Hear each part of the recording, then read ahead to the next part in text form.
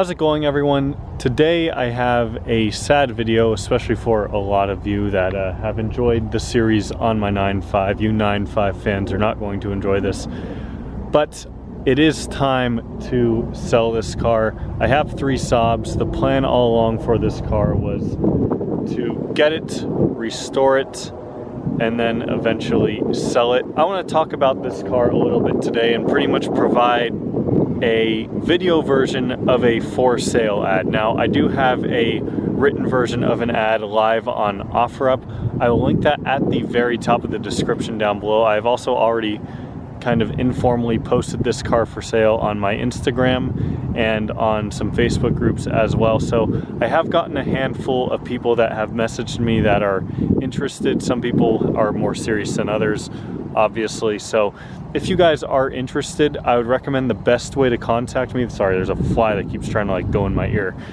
Please either DM me on Instagram. That's the best way to reach me, as I always say. But if you don't have Instagram, feel free to email me. I am located in Phoenix, Arizona. Desert, if you can't tell. But without further ado, let's go ahead and get into this ad. I'm just going to be reading a lot of the major points off of it so you guys can get some context about this car. And I'm going to stop showing my face and show the actual car. Let's get into it. This is my 2006 Saab 9.5. This car is finished in Arbor Green, if you can't tell.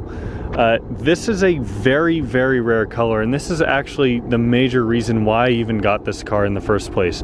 There are less than 60 9.5s, yes, 60 that were made in this color, and it was only offered for the 2006 model year, and to have it in a wagon version is even less common. So you can see overall the paint itself is in very good shape. It looks pretty new when it comes to paint. There are, it's a 15-year-old car. There are some minor spots where there's, some little scuffs and scrapes. Like right here, there's still a couple little spots down here. It's nothing major though. There's a couple spots on the roof, where the paint isn't perfect. But overall, there's no major body damage. There's no dings, I've seen there's a couple little knocks on the door here and there just from over the years. Like there's one right there you can kind of see on camera. But again, nothing major. I'm going to interrupt past self. I just realized as I'm driving home, I did not mention the price of this car at all. I'm selling it for $3,300 or best offer. I'm not in a huge rush to sell it, so I think that's a fair price given all the new parts and everything that's in, but also given the minor things that are still wrong with it. So yeah, $3,300 or best offer. Don't lowball me with $500 because you will be ignored and you're not funny. Also, I'm not looking to trade, just selling it cash. So yeah, back to the video. For those who might be new or might have forgotten or just don't watch the channel a ton, I bought this car back in March from someone in California, and it was not running at the time. I ended up putting a new twice module in it and getting 2 new keys for it, and that ended up getting it running. After that, I noticed there were some more problems with it, so I replaced a lot of parts. If you click on the ad, I have a full list of literally everything that's been replaced in one of the photos. I have a little maintenance sheet that includes date, mileage, and what was replaced, and it's filled with a lot of parts. But to knock on some of the major ones, new OEM DI cassette, new pads and rotors on all 4 wheels. That's a pretty big one. That can be a pricey repair. New serpentine belt and idler pulley. New tires. These actually came with the car, but they are Michelin Pilot Sport AS 3s. So pretty good tires, and you can see the tread on them is pretty solid. I haven't put maybe 3,000 miles on the car since I put these tires on, so they're pretty new. I also did 2 new motor mounts. There's still one that needs to be replaced. I did fluid flushes. That includes coolant flush and oil change. It will be due for an oil change within the next 1,000 miles or so, though. It has a new cabin air filter, new valve cover gasket, new oil pressure sensor, just a lot of things like that. So this project is about 85 to 90% done compared to what I wanted to get it to exactly. It does have a small oil leak that's coming from the passenger side. You guys might remember in a recent video I said I fixed that. Well, after a couple days I noticed that oil leak was still there, so I'm not exactly sure what it could be. Doesn't prevent you from driving the car, but it does leak oil very slowly out of the passenger side. This car, if you do purchase it, will also come with a box full of spare parts of things that I never got around to fixing. Nothing major, again, they're just a lot of little things that I just never got around to doing. Some of them are even from the previous owner that just weren't important enough for me to fix. So now I want to talk about some of the pros and cons. Let's talk pros first. Let's get this thing hyped up real high and then drop the bar down from like way up here to right here. So pros, first off, this car has 0 rust. There is not a single speck of rust on this car. Now tell me how many Saabs you've seen that have not a speck of rust, much less one that's finished in arbor green. This car was in California its entire life before it came out here the last 6 months, so it hasn't even been in an environment where it can rust. It also has a clean title, tons of new parts, good paint and rare color. I already touched on that. Decent interior. Now when I say decent interior, it's not a spotless, perfect interior. So for example, there are a couple spots, you know, there's no, first off, let me say, there's no rips on the seats. The seats are in very nice shape outside of being a little bit discolored. There's no rips. Passenger seat is the same. I have all my work stuff on there, but you can see passenger seat is not ripped either. But there's like some weird wrinkling on the dash here. Again, nothing major. A little like tear right there in the door panel. There's a little scratch on that seat right there. And in the back seats are in very nice shape as well. So decent interior, but not like 10 out of 10 showroom condition interior.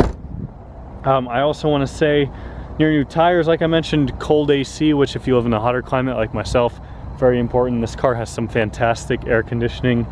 It has 2 keys. And I also have a spare DI cassette I can include, OEM DI cassette that if you're interested I can throw in for a little bit extra money, or that can come with negotiation. And the suspension on this thing is fantastic. Like, this thing rides so smooth. Typical 9.5, as I'm sure, you know, if you own a 9.5 you probably know, but this car just rides so well, and I absolutely love that about it. Now let's talk some cons. So as I mentioned, it could use that last motor mount that it still needs, and along with that it could use subframe bushings. Now there are 2 subframe bushings on the back of the subframe. I'm told that they only take about an hour to replace if you replace them with the poly ones as well, but when you put the car in drive and it's sitting in idle, it kind of shakes a little bit, and it, you know, it makes a little bit of noise. Again, nothing that makes it undrivable, but just something that you would notice when you're sitting at a stoplight in drive. Sometimes it'll shake and it can be annoying. Another thing, the fuel gauge works intermittently. This is a very common problem on NG93s and some newer 95s. That just means the fuel level sender needs to be replaced. I've always filled up the car when it hits 300 miles, so it's never really been an issue for me. Another thing, the fobs don't unlock the car, so I need to actually stick the key in the keyhole to unlock it, and of course they start the car and it runs with the key, but you just can't use the actual fob. You got to press the trunk button on the door to actually get the hatch to pop. So just, again, a couple little things like that. Like I mentioned, it has a slow oil leak. There's a weird situation where I have a couple vacuum lines blocked off. You could consider that a con if you want, but it's what I used to help kind of fix the issue I had where it wasn't fully building boost and the turbo was glowing red. And I'll talk about that more here in a minute. It also gives me the brake light failure every time I start the car and the first time it comes on. That's a very common 9.5 thing. All the brake lights work. It's just like a thing to let you know that, hey, eventually a brake light is going to go out. But like, I've had that message on the car since I first bought it, and it's never, a brake light's never gone out. So I don't know, what's up with that, Saab? Another thing, again, like I mentioned, there's a couple little spots on the front of the roof here where the paint has peeled off. Nothing major. Again, the front passenger fog light is also missing. Nothing major. Again, just a little cosmetic thing. And it has a vacuum leak at the Cobra pipe. So there's an O-ring that goes between the Cobra pipe and the turbo. I was missing that. I have it ordered. It's here. I just haven't put it on. So if you want to consider that a con, you can. Again, nothing that prevents you from driving the car or really affects it in a major way. So like I said, the car is currently drivable as is, but it will sometimes have an issue where it builds boost slowly after driving the car for a while. So I drove the car about 30 minutes. I came straight from work to film this video while it was still light out. But by the time I got off the freeway right over there, it wasn't building boost like it normally should. So I don't know if that's heat soak or that relates to the issue I was having where the turbo was glowing red. Now, I have been driving this car all week, so I put about 250 miles on it in the last week, and it seemed to not have an issue with the turbo going at all. So I think that issue is fixed, and I kind of hinted at that in my last video where we were troubleshooting, replacing a lot of things, but I think the turbo is fixed. I should also mention that the car is bone stock minus gutting the primary cat. We did that to try and fix the issue with the turbo going, and because of that there's also a spacer in the rear O2 to kind of trick the car, so no check engine lights because of that. But that's the only thing that's not stock about the car. I say this exact sentence in the ad, and I want to repeat it here, is that this issue with the turbo glowing does not appear to be present anymore.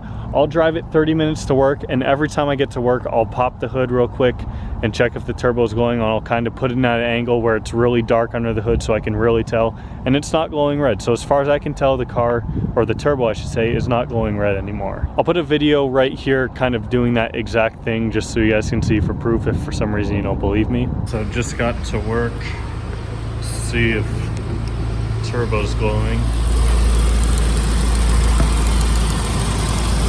I don't see anything. It looks fine down in there. It's not red at all. Just 30 minutes of highway driving. Final thing I want to talk about, and I can't believe I haven't mentioned that yet, is the mileage. It's at 150,000, literally just crossed 150,000 as I've been driving it this week.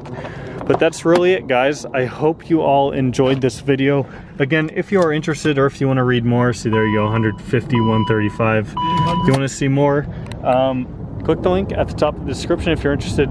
Either DM me on Instagram, please do it that way. If you don't have Instagram, however, and you're interested, please email me, autoautopsyyt@gmail.com. I'll put it on the screen here as well. It's also in the description box. I hope you guys have enjoyed the 9.5 content that has come on this channel. I'm sure at some point I'll own another 9.5, and at one point or another there will definitely be more 9.5 content, just not on this car. So I hope you guys enjoyed the content that did come on this car. I'm sure some of you will sorely miss it, but she'll go to a new home, I'll be assured of that. Hopefully it's one of you guys, someone in the Saab community. But yeah, see you all next time.